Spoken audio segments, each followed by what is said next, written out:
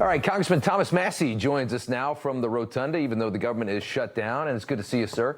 I want to start with why you believe the White House is so interested in South America. Obviously, he's going after Argentina and Colombia. Both have, I would say, communists in charge there, and he's really trying to help in Argentina this capitalist Milei.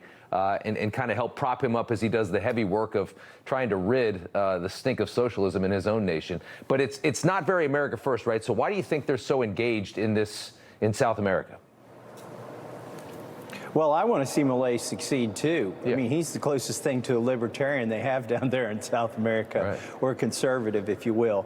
But, you know, we have to keep America first. I think the $40 billion bailout is a little too much. And recently, I think the president put himself on the other side of our farmers in Kentucky when he said we're going to bring a bunch of the beef from Argentina to the United States.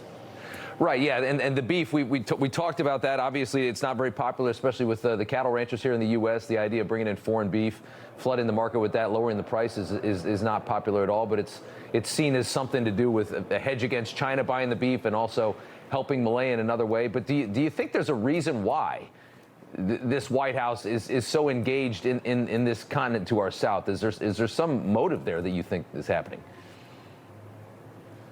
Well, you know, the president ran on America First agenda, yeah, Make America Great Again. MAGA doesn't stand for Make Argentina Great Again.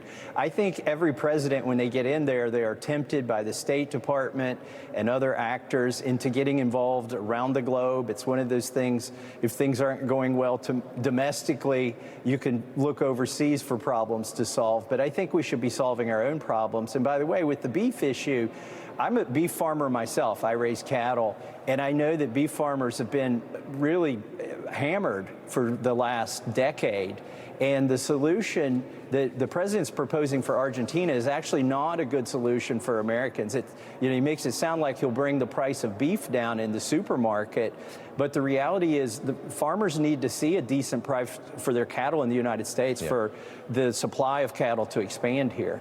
Yeah, the cattle ranchers don't like the idea at all. But it's funny, though, when you think about it. I mean, if you think about if he's trying to make a good deal with China and he's trying to kind of put them in a corner and force them to put a trade deal that's fair to the United States, you could almost see how he would need to do something with Argentina, because now Argentina's involved in this process as well. So there's kind of like three sides to it. So you could almost say, in a weird way, because I've been trying to figure out what the hell is it about South America that they're so engaged in. And I didn't know if it's, I know Rubio at the State Department is, you know, he's the son of Cuban refugees. He hates communism. I didn't know if he was pulling them into this larger thing, or is it something to do with China?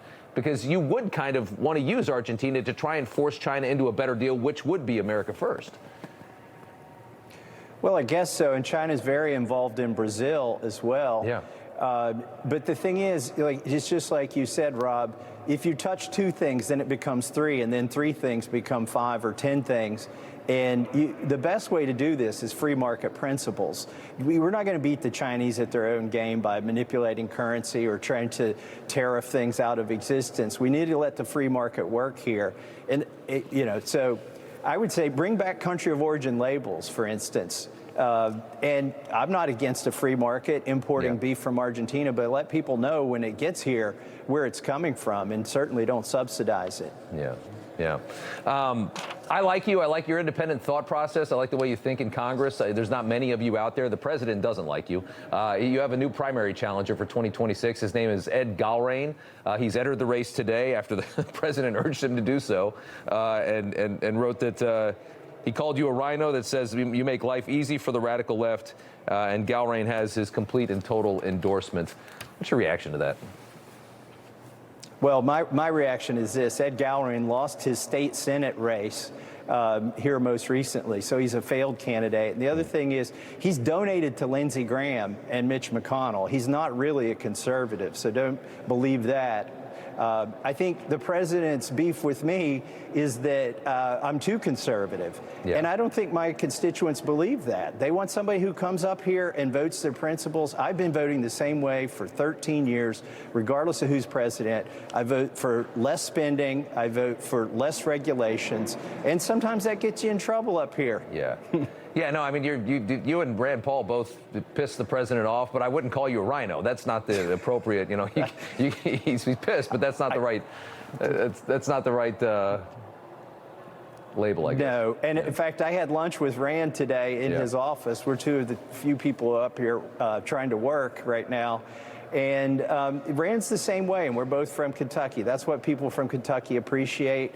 They want folks who'll come up here and fight for them, not join some caucus, and not always be a rubber stamp for any party or any president. Yeah, understood.